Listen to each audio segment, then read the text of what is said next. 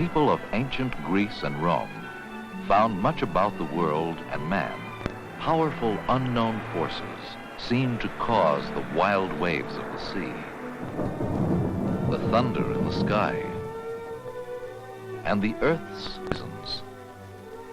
The Greeks and Romans invented gods to explain these mysteries. They made up stories about their gods, stories which explained human emotions and taught moral lessons. We call these stories myths. According to the myths, Mount Olympus was the home of the gods. Jupiter was their king, and his anger caused thunder and lightning.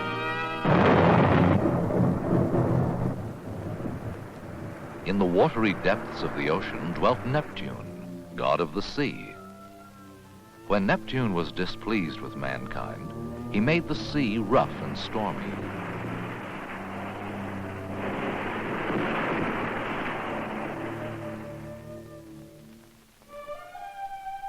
Ceres was the goddess of the harvest.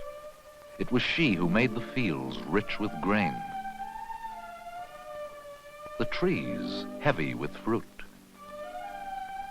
and the world bright with flowers.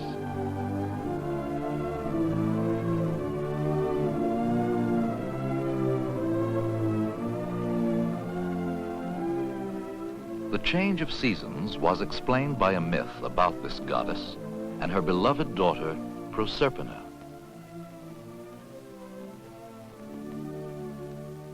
Deep within the earth, far below the green fields of Ceres and Proserpina, lived Pluto, god and king of the underworld. Pluto was a lonely king, ruling his dark kingdom without a queen. One day, Pluto rose from the underworld to search for a wife.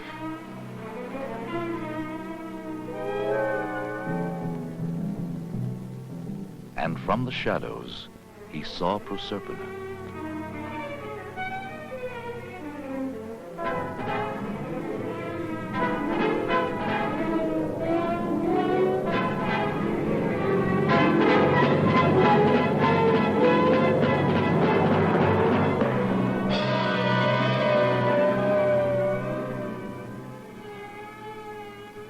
Down to his underground kingdom he took the frightened girl, and there he placed her upon a throne to reign forever as his queen.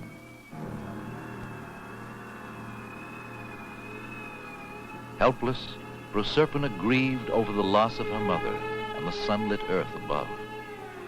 A stranger to darkness, she feared this land of endless night, the dwelling place of the spirits of the dead.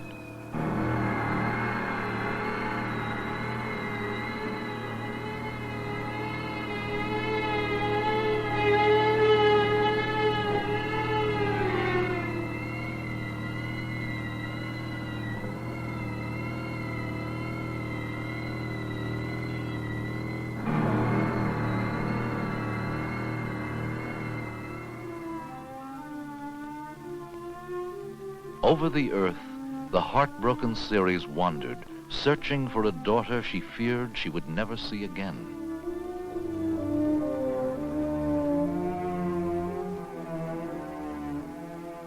With each passing day, the girl's sorrow increased.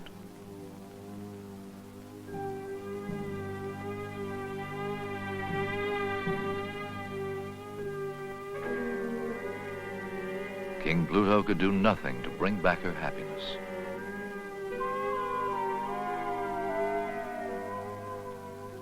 All over the world, the once green forests and fields withered and died.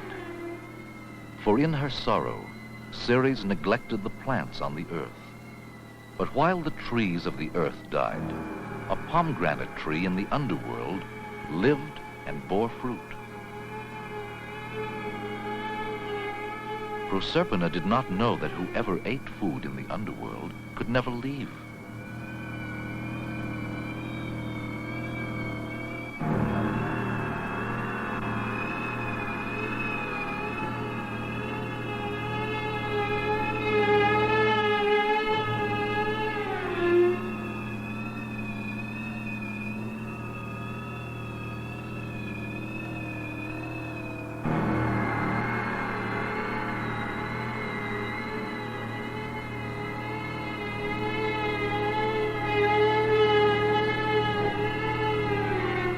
famine spread over the earth, and the gods of Olympus feared that Ceres would let mankind perish unless her daughter was returned to her. So Mercury, the messenger of the gods, was sent to rescue the girl.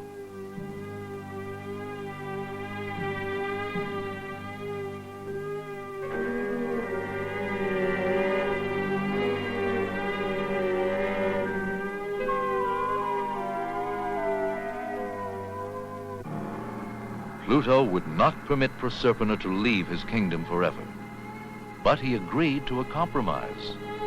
Since she had eaten part of the pomegranate, she must spend part of each year as queen of the land of the dead.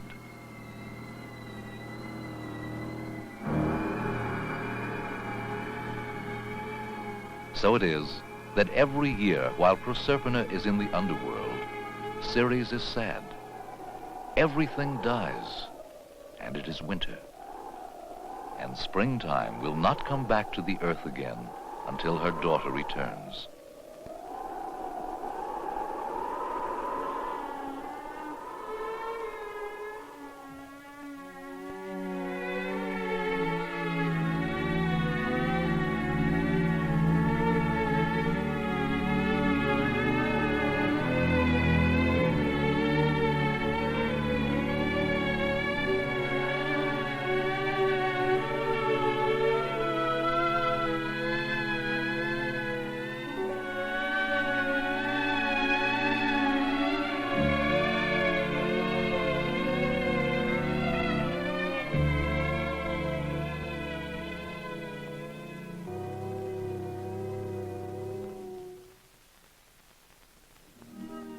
According to Greek and Roman myths, the gods controlled not only nature, but also man's behavior and emotions.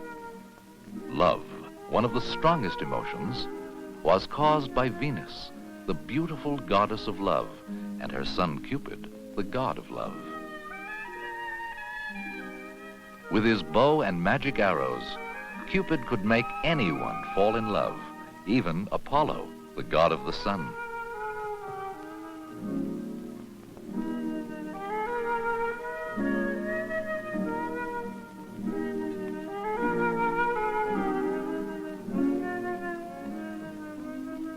Struck by Cupid's arrow, Apollo was destined to fall in love with the first woman he saw, a young girl named Daphne.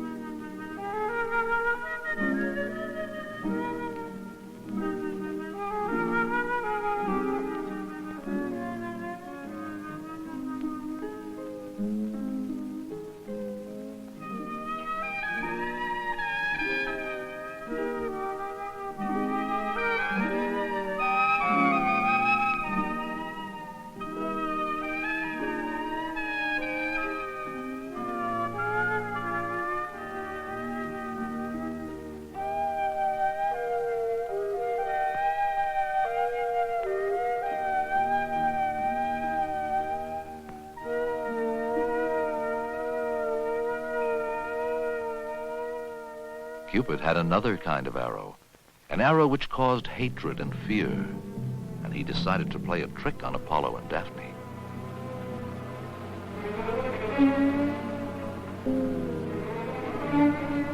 Struck by the arrow, Daphne became very frightened of Apollo. Cupid's arrows were very powerful. While one caused Apollo to pursue Daphne in love, the other made Daphne run from him in fear.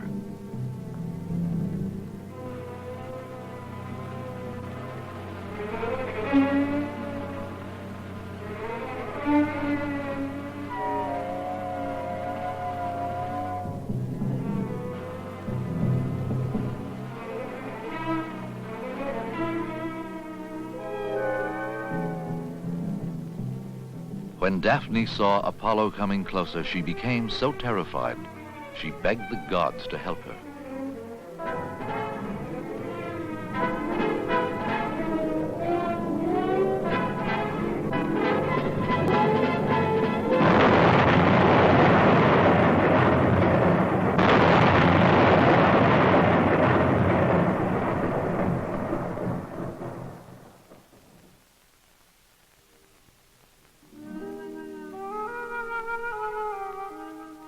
Sadly, Apollo watched the girl transformed by the gods into a laurel tree.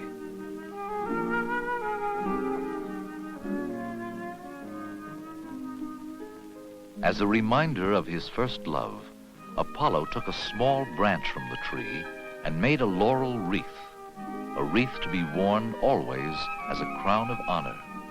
To the tree, he gave eternal life. And since that time, laurel trees have been forever green.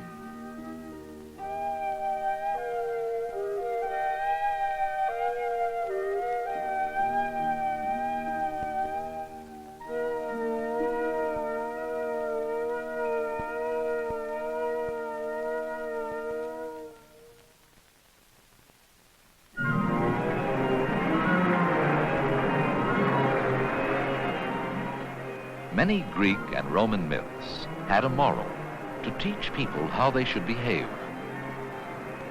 One of these is the story of Bellerophon, a man who became extremely proud and ambitious.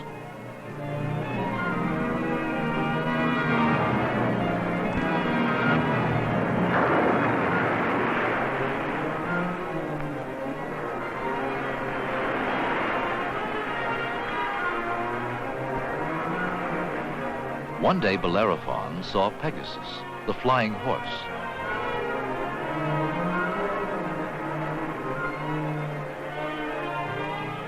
No man had ever been able to tame Pegasus, but Bellerophon was favored by the gods, and he became the first man to ride the flying horse.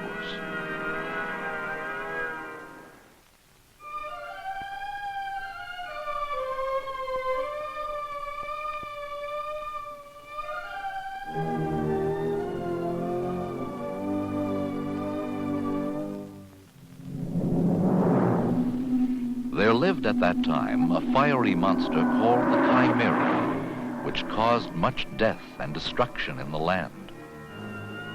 With his winged horse, Bellerophon set out to slay the monster.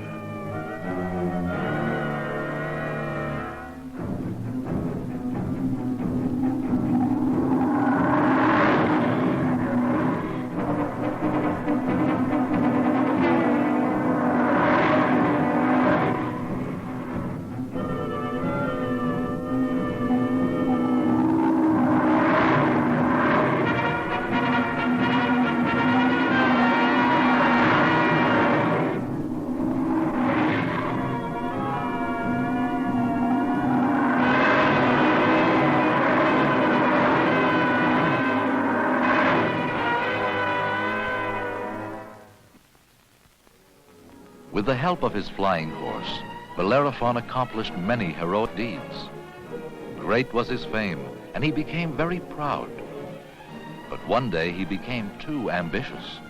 He attempted to fly to Mount Olympus, the home of the gods, where mortal man was forbidden to go.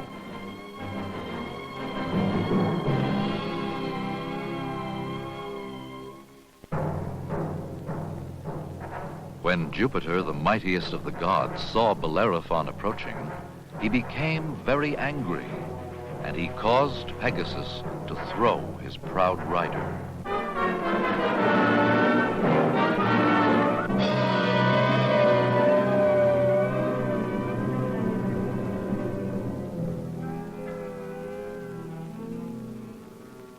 Although Bellerophon's life was spared, he was lamed by it.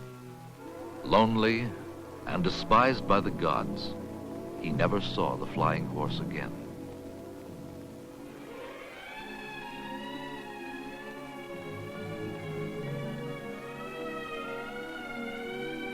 There are many other myths which tell of heroic adventures and teach a moral lesson, or explain nature's mysteries and human behavior.